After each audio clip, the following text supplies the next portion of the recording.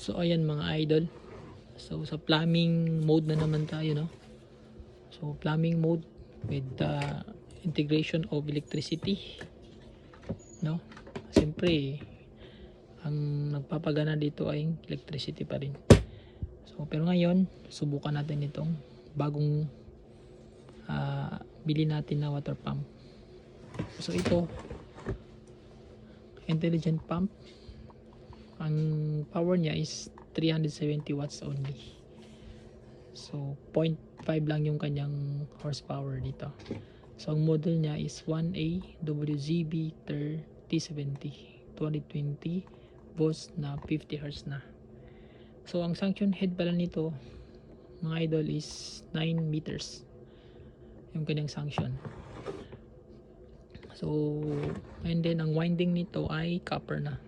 Yun ang kagandaan niya, copper. So hindi siya basta-basta iinit. So kahit pang matagalan andar, walang problema, kayang-kaya. So ito is meron siyang pressure switch or pressure control. Itong maliit na ito. And then meron din siyang tangke dito na naka-built in sa kanyang katawan. No. So ito yung kanyang pump.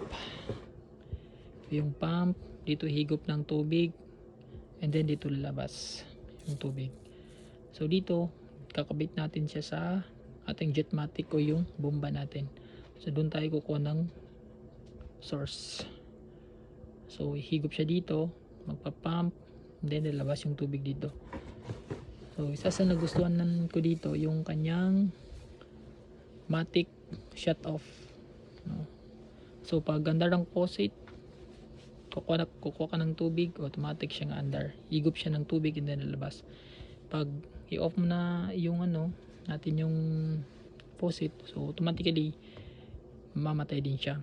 So hindi rin siya andar. So yun yung kagandahan niya. Pero syempre maglalagay tayo ng switch nito, no? Para sa kanyang safety, para safety natin. Okay, so subukan natin ito ilagay. And then i-update ko kayo kung ano yung magiging result nito.